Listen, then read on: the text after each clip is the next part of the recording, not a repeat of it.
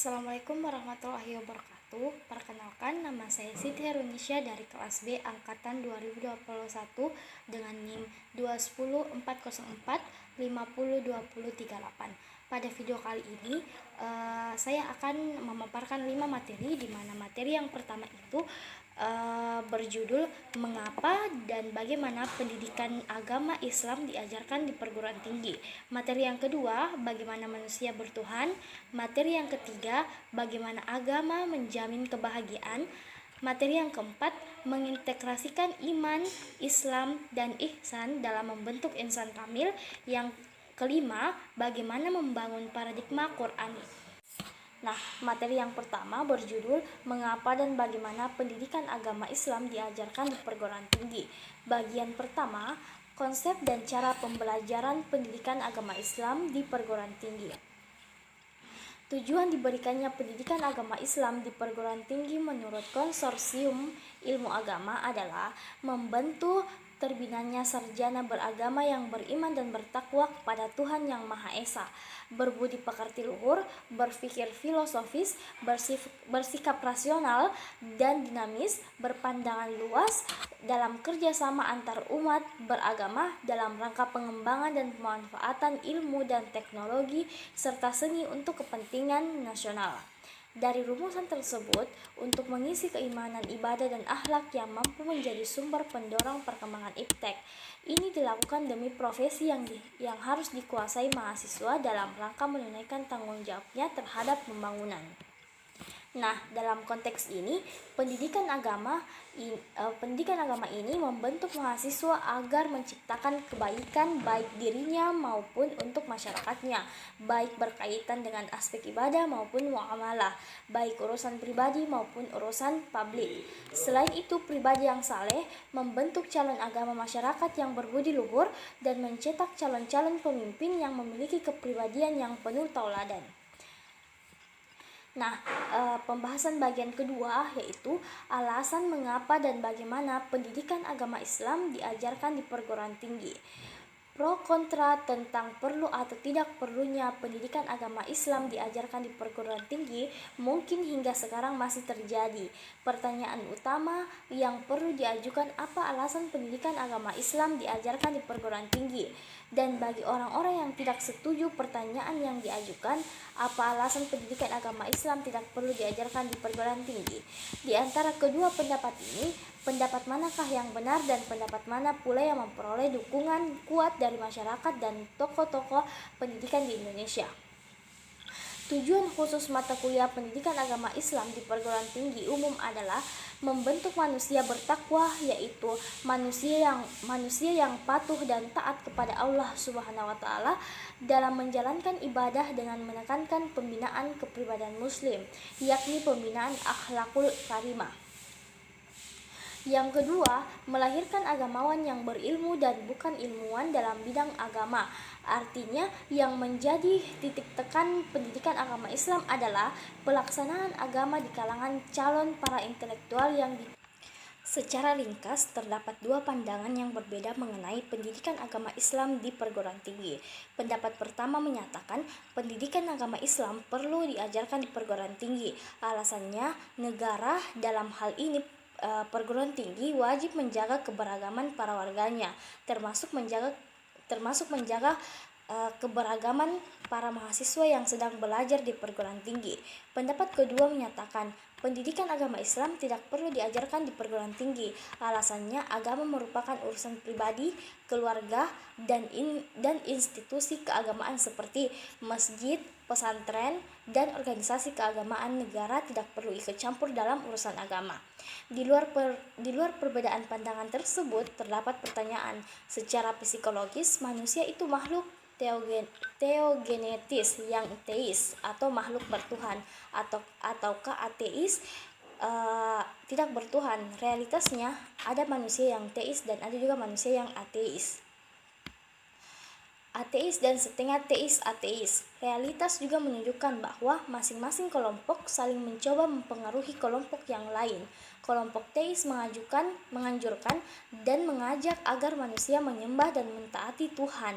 Sedangkan kelompok ateis mengajak agar manusia tidak bertuhan atau meninggalkan Tuhan. Implikasinya, kelompok teis berusaha menyelenggarakan pendidikan agama, sementara kelompok ateis menolak bahkan menghalang-halangi penyelenggaraan pendidikan agama. Adapun kelompok setengah teis ateis biasanya tidak peduli dengan agama, uh, atau mengikuti secara pasif. Nah, adapun materi yang kedua yaitu bagaimana manusia bertuhan. Bagian pertama, konsep spiritualitas sebagai landasan kebertuhanan. Doe dalam Montohar 2010 mengartikan bahwa spiritualitas adalah dasar bagi tumbuhnya harga diri, nilai-nilai moral dan rasa memiliki. Spiritualitas memberi arah dan arti pada kehidupan. Spiritualitas adalah arah dan arti pada kepercayaan akan adanya kekuatan non-fisik yang lebih besar daripada kekuatan diri kita, suatu kesadaran yang menghubungkan kita langsung kepada Tuhan atau sesuatu unsur yang kita namakan sebagai sumber keberadaan kita. Selanjutnya, dalam Ensiklopedia Indonesia, spiritual adalah 1. Membentuk nyanyian rakyat yang bersifat keagamaan, dikembangkan oleh budak-budak Negro dan keturunan mereka di Amerika Serikat bagian selatan. Yang kedua, yang berhubungan dengan rohani dan eksistensi Kristiani yang berdasarkan kehadiran dan kegiatan Roh Kudus atau spiritus dalam setiap orang beriman dan seluruh gereja. Adapun spiritualitas adalah kehidupan rohani atau spiritual dan perwujudannya dalam cara berpikir, merasa, berdoa, dan berkarya.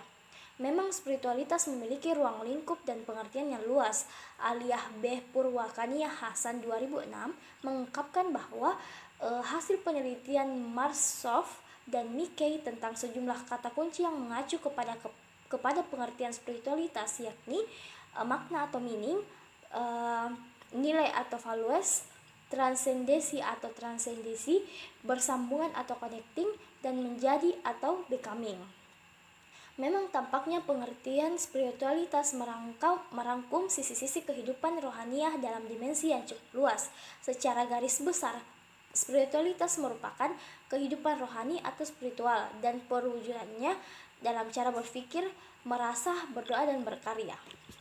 Inti spiritualitas, jika kita bisa menerima bahwa kita adalah makhluk spiritual yang hidup dalam tubuh fisik, maka spiritualitas adalah tentang persatuan, kebenaran, tanggung jawab pribadi, pengampun, kehendak bebas, cinta, dan kedamaian. Yang paling penting, spiritualitas adalah tentang menciptakan realitas kita sendiri, mengalami realitas menjadi kebijaksanaan yang hidup dalam hukum alam semesta sehingga kita dapat berkembang secara rohani dan kembali ke penciptaan Allah Subhanahu wa Ta'ala. Assalamualaikum warahmatullahi wabarakatuh. Perkenalkan, nama saya Siti Herunisya dari kelas B angkatan 2021 dengan NIM 210-404 502038. Pada video kali ini saya akan memaparkan 5 materi, di mana materi yang pertama itu berjudul mengapa dan bagaimana pendidikan agama Islam diajarkan di perguruan tinggi. Materi yang kedua, bagaimana manusia bertuhan. Materi yang ketiga, bagaimana agama menjamin kebahagiaan. Materi yang keempat, mengintegrasikan iman, Islam, dan ihsan dalam membentuk insan kamil. Yang kelima, bagaimana membangun paradigma Qur'ani. Nah, bagian C, menggali perspektif psikologis, sosiologis, filosofis, teologis tentang ketuhanan. Perspektif psikologis. Ketuhanan manusia dalam perspektif psikologis agama Islam merupakan konsep keyakinan, sikap jiwa dan penyerahan diri kepada Allah Subhanahu wa Ta'ala. Pada bahasan selanjutnya, penulis akan menjelaskan hal-hal yang berkaitan dengan permasalahan-permasalahan tersebut. Permasalahan yang pertama itu ada iman. Iman memiliki pengertian keyakinan yang kuat saat yang maha berkuasa. Keimanan akan menghantarkan seseorang kepada ketaatan dalam menjalankan perintah agama seperti sholat, puasa, zakat, haji, dan perintah-perintah sunnah lainnya. Permasalahan yang kedua ada akhlak mulia. Ibnu Katsir dalam Farik Gasim Anus menjelaskan bahwa akhlak memiliki arti dien, tabiat, dan sifat. Hakikatnya adalah potret batin manusia, yaitu jiwa dan kepribadiannya. Bagi seorang hamba yang memiliki iman yang baik, maka akan memancarkan tingkah laku atau tabiat yang baik pula, yaitu perangai atau tingkah laku yang memberikan manfaat bagi diri sendiri dan lingkungannya. Ada perspektif sosiologis. Menurut terus mengalami materi yang pertama berjudul Mengapa dan Bagaimana Pendidikan Agama Islam Diajarkan di Perguruan Tinggi. Bagian pertama, konsep dan cara pembelajaran pendidikan agama Islam di perguruan tinggi.